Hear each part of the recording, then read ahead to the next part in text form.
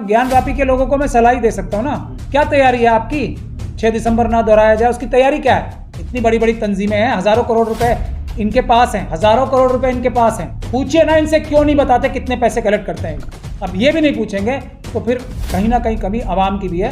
इनके चेहरों से अगर ये झूठे नकाब हैं रसूलुल्लाह की छवि के, तो वो रसूलुल्लाह के छवि वाला नकाब हटा दो, सब सच्चाई सामने आ जाए। हर एक मस्जिद की जो भी इलाके में टीम तैयार होती है, मुझसे आके बात करें, मैं तरीका बताऊंगा, फिर लड़ाई होगी।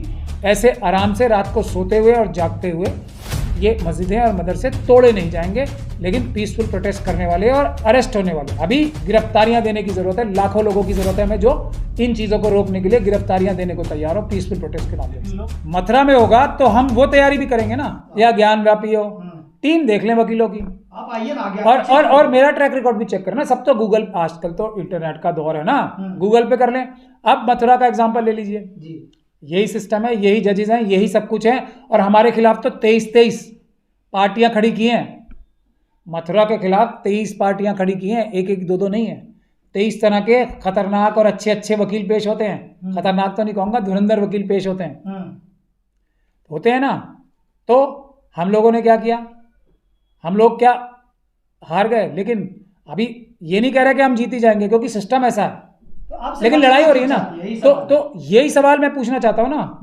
और मैं अगर कुछ पैसे लूंगा तो बताऊंगा, ये शायद प्रॉब्लम है। दूसरा, मैं हारने के लिए केस नहीं लड़ता। हार जाएं हम, वो एक अलग बात है, वो अल्लाह के हाथ में है। लेकिन मैं तैयारी के साथ इस सिस्टम के हिसाब से, जो भी सिस्टम है हमारा, मुझे पूरा भरोसा है कि चाहे कितने भी हमारे इंस्टीट्यूशंस कॉम्प्रोमाइज हो जाएं, बाबा साहब डॉक्टर भीमराव अंबेडकर के संविधान में इतनी ताकत है कि अगर हम मेहनत करेंगे, एक्स्ट्रा मेहनत करेंगे, एक्स्ट्रा काम करेंगे, प्लानिंग ठीक से करेंगे और पीसफुल प्रोटेस्ट करेंगे साथ के साथ, तो हारना इतना आसान नहीं होगा और उनका जीतना बिल्कुल नामुमकिन हो जाएगा। लेकिन अब इसके बाद भी मुझसे पर्सनल लॉ बोर्ड का मेंबर होने के बावजूद मुझे अच्छा वकील होने की हैसियत से पर्सनल लॉ बोर्ड में रखा गया था। बाबरी मस्जिद की फाइल, बावजूद इसके कि 2015 की जो जनरल बॉडी मीटिंग हुई थी उसमें मैंने सवाल रेज किया, मुझे फाइल तक देखने को नहीं दी। तो ये सवाल तो बनते हैं ना। लेकिन आज भी ज्ञान व्यापी मुझे मत दीजिए, मेरे हिसाब से मुझसे सलाह तो ले लें भाई। इनके पास बेटर वकील हैं जो करोड़ों रुपए लेते हैं, मैं करोड़ों रुपए नहीं लेता, लेकिन मेरा ट्रैक रिकॉर्ड अच्छा है, उनका ट्रैक रिकॉर्ड खराब है। तो मुझसे सलाह तो ले लें, करें फिर अपने मन की। मगर सलाह भी नहीं लेंगे, क्योंकि मैं लिखित में सलाह दूंगा, फिर मैं दिखा सकता हूं कि मैंने ये सलाह दी थी, उसके बरक्स काम किया, इसलिए ये अंजाम हो रहा है। तो ये सवाल अगर पब्लिक नहीं पूछेगी तो अंजाम वही होगा जो हो रहा है। लेकिन इसके अलावा ये तो देवी देवताओं का मसला है, जो मस्जिद का मसला है। बाकी जो दिल्ली के आसपास की मस्जिद, आपने देखा महरौली के पास अखुंजी मस्जिद है, अल्तुतमिश के ज़माने की मस्जिद, रजिया सुल्तान ने बनवाया था 13वीं सेंचुरी की। उस मस्जिद को रात के अंधेरे में जाके ढा दिया गया।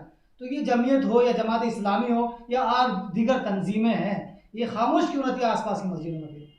उसका भी मैं तो अपने काम से ही अपना एग्जांपल दे सकता हूँ। मैं बंगाली मार्केट की और दूसरी जगह पे जो यहाँ पे निज़ामुद्दीन में भी 2 दरगाहें गिराई दी थी मैं खुद, हालांकि वकीलों का ये काम नहीं होता है, मैं फिर भी मौके पे गया। बंगाली मार्केट में तो पूरी दुनिया ने देखा और यहाँ पे देखा नहीं।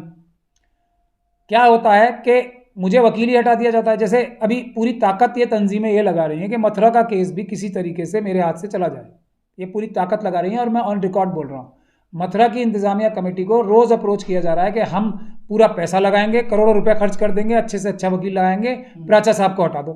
वही बंगाली मार्केट में हुआ ना, जहां अब पूरी दुनिया ने देखा, हमने कानून और संविधान की मदद से LNDO के लोग और पुलिस के लोग अपना बोरिया बिस्तर बांध के जा रहे थे, तब एक मुतवल्ली जो है बंगाली मार्केट के और जो चेयरमैन साहब हैं, वो आके मुझे पब्लिकली पुलिस के सामने ये बोल रहे हैं कि प्राचा साहब तो हमारे वकील ने, इनसे हमारा कोई लेना देना नहीं है। तभी तो पुलिस और प्रशासन हावी हुआ मुझ पर। इसलिए मैंने ये तय किया है। तो और मैं आज सबके सामने ऐलान भी कर रहा हूँ कि जहाँ भी जिस भी, ये आवाम की जिम्मेदारी है, तंजीमों को भूल जाएं। जब तक ये क़यादत है, तंजीमों को भूल जाएं। अपनी अपनी मस्जिद, अपने अपने दरगाह जो अपने इलाके में है, वहाँ एक 100 लोगों की टीम बनाएं जो जेल जाने को तैयार है पीसफुल प्रोटेस्ट करके। पहली शर्त मेरी, मैंने बहुत अपनी जेब से पैसे खर्च करके भी देख लिया और बहुत अपने लेवल पे लोगों को इकट्ठा करके भी देख लिया, कुछ उससे फ़ायदा नहीं हो रहा है। मैं बल्कि इतना ज़्यादा प्रेशर में आ गया हूँ हर तरह के कि काम का भी बहुत याद इतनी हो गई है कि संभाला भी नहीं जाता। फिर भी मैं अपनी पूरी ताकत लगा के संभाल रहा हूँ। तो मैंने फॉर्मूला ये निकाला है, पहली चीज़ कम से कम 100 मेंबर्स की एक कमेटी बने वहाँ पे, जो जेल जाने के लिए तैयार है पीसफुल प्रोटेस्ट के जरिए।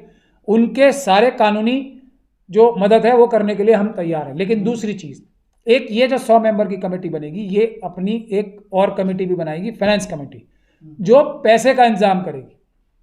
क्योंकि अकेले मैं अब ये काम करने में अपनी जेब से, मेरे अभी लिमिट है, वो लिमिट क्रॉस हो रही है। वहाँ पे एक फाइनेंस कमेटी बने, हम तरीका बनाएंगे कानूनी तरीके से पैसे इकट्ठे करने का। लेकिन हर एक इंस्टीट्यूशन का, हर एक मस्जिद की जो भी इलाके में टीम तैयार होती है, एक फाइनेंस कमेटी बनाए, मुझसे आके बात करें, मैं तरीका बताऊंगा, फिर लड़ाई होगी। ऐसे आराम से रात को सोते हुए और जागते हुए ये मस्जिदें और मदरसे तोड़े नहीं जाएंगे। लेकिन पीसफुल प्रोटेस्ट करने वाले और अरेस्ट होने वाले, अभी लार्ज स्केल पर गिरफ्तारियां देने की जरूरत है, लाखों लोगों की जरूरत है हमें, जो इन चीजों को रोकने के लिए गिरफ्तारियां देने को तैयार हो पीसफुल प्रोटेस्ट के माध्यम से। लोग डिमोरलाइज हो गए हैं प्राचार्य साहब, जिस तरीके से बाबरी हाथ से चली गई लड़ते लड़ते, कहीं वही हाल या वही फैसला है, वही निर्णय ज्ञानवापी पे तो नहीं होगा। मैंने आपको बता दिया ना, जिस रास्ते पे चल रहे हैं, तो उसका मुझे बिल्कुल ये बहुत बड़ा खतरा है। उस रास्ते पे तो यही होगा। और इन लोगों को कोई फर्क नहीं पड़ता।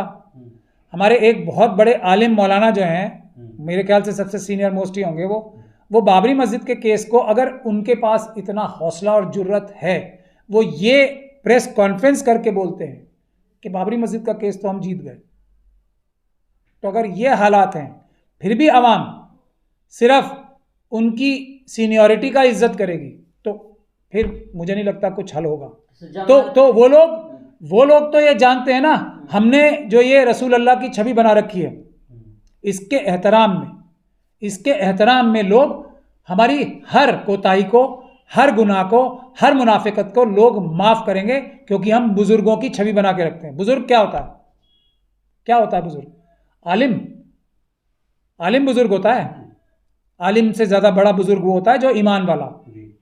आलिम इल्म हो और ईमान ना हो तो उसकी क्या वैल्यू है, आप लोग समझ सकते हैं। एक से बढ़कर एक जायनिस्ट, और अब तो आरएसएस वालों ने भी जायनिज्म से सीख के एक से बढ़कर एक आलिम आरएसएस के पास है, आरएसएस के लोगों के पास, और एक से बढ़कर एक आलिम जायनिस्ट लोगों के पास है।